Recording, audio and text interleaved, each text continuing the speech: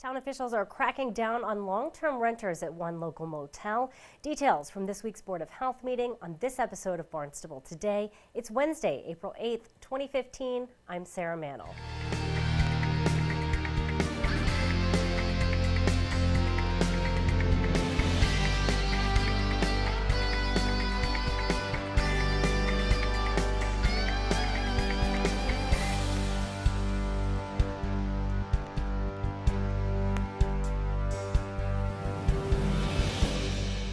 The Craigville Motel is in the hot seat once again. The owner and maintenance manager were called back before the Board of Health yesterday after inspectors found many long-term residents continuing to live at the motel, which is against town zoning ordinances. During the meeting, Health Division Director Tom McKeon said those long-term stays are his main concern.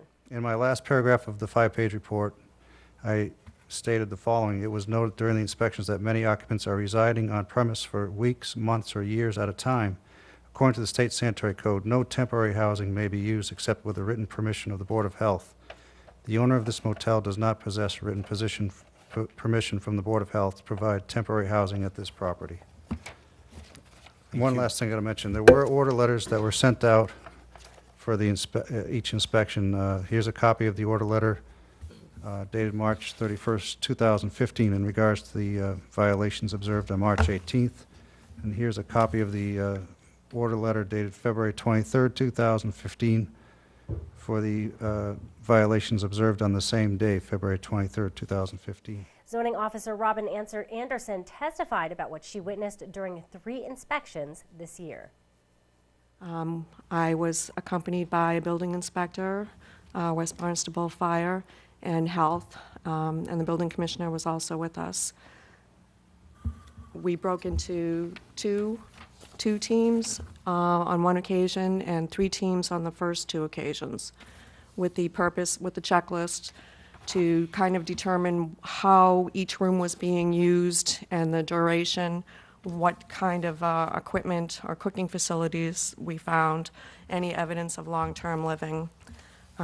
What we typically found were we tried to obtain the names of the occupants and the length of stay from the occupant. If the occupant was not in the room, we just noted that it was occupied. We looked for pets, pots, pans, cooking utensils, microwaves and refrigerators, toasters, hot plates, crock pots, food items, perishable and non-perishable, and how it was stored. Any combustibles in the rooms, electrical and other hazards, and checking all the smoke detectors. We did observe a lot of food storage and personal furniture, personal belongings. A lot of the tenants identified long-term stay. Because we were there for the 3 different months, and the way that we logged the information on a spreadsheet, we could see that there was a duration that exceeded normal motel use. Board of Health Chair Dr. Wayne Miller addressed the long-term stays as it relates to the town code. There is another whole set of code that applies to long-term occupancy units for very specific safety and health reasons. And clearly this facility does not meet those code requirements.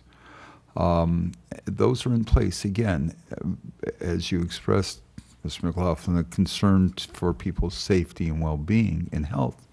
And it's impossible to meet those requirements with the facilities that are currently present. And I think they've improved in terms of the specifics with hot plates and the fire detectors are working. But as far as I can see, there's still a tremendous concentration of long-term rentals. I believe my count was that there were 18 units where there had been at least a 30-day, if not longer, occupancy, which would make it a long-term rental by state code definition. And the fact that the majority of units that we saw occupied were long-term units makes them not adhering to their license and makes them in violation of state code for occupancy for long-term. Maintenance Manager Charles Mayo told the board he felt many of the violations were unjustified. It's once again There's things that are on this list that they made up that are kind of odd. One of the ones is that there's a tub wasn't draining. In the presence of the inspectors, I asked the woman, is anything wrong with your unit? She said, no. I said, was there anything wrong with your unit? No. And then they said, was there anything wrong with your tub or your toilet? She says, no. They went in and they said, well, the tub's not draining fast enough. Okay, well, how, the lady living there doesn't have a problem, she doesn't complain, but they're writing up saying that there's a problem with it, okay? I mean, if you want to go over each thing, we can. There's a question about a heater with an extension cord. 2 months in a row. Yeah, there was. It was my room, it was a heater that I plug in and put inside the machine that I plow snow with. It's not in the room heating the room up, and they were told that. That's what the reason for it was. Am I supposed to build a shed outside to store this outside? It's like everybody's trying to find all these problems, and any little thing they can, it's like Pandora's box. Oh, it's got a heater in the room. Well, yeah, and I told them, I said, there's a heater and an extension cord that go outside to the front end loader and heats the cab up so I don't freeze in the wintertime, and I can get in it and run it and plow the parking lot. And some of these things here, they say that the water's not pumped out of the pool. Well, the water was frozen all winter. It just thawed out last week, and as it finally thawed, the day the ice was gone, I put a pump and pumped all the water out of it. I can't, they keep coming up with all these things that really, it's unbelievable. Before the meeting came to a close, Dr. Miller talked about the next steps for both the owners of Craigville Motel and its residents. We can't continue to let you utilize this property for long-term occupancy. Now, let me just tell you, no, one of the things I want to say right now is that there are 3 women in the back from the Housing Assistance Corporation, Monica Mitchell, Liz Belcher, and Dolores Barbati-Poor. I hope I didn't make your names all totally screwed up. And we've asked for their assistance in helping to relocate any of the people that need to get out of there because they've been beyond the 30 days. Yes. You know, we talked about when you were here last time. You know, whatever we can do to assist you on that, this is one thing that hopefully we can do. They'll be able to provide you with their cards. You can talk with them. Your tenants can open. And well, I would suggest that you meet. You meet, introduce yourselves to them, find out how they can help you. Thank you for helping. Okay. Oh, Mike. Pull the mic down. You like to get me yelled at, don't you? Thank you for helping. I do have a list of the long-term ones that have been there for quite some while that we finally got rid of them. And like you said in the last meeting here, it's a winter time, you can't throw them out. Now it's warming up, they're going, there's a couple more going this week. There's 1, 2, 3, 4, 5, 6, 7, 8, 9, 10. 10 of them that are gone. 2 of them, one of them was a husband and wife, or boyfriend, girlfriend, whatever, and a child that got a house of their own, and they're moving on, they're doing great. Another one was a guy and his girlfriend and their little kid. They finally got a full-time job, and he moved into a real apartment.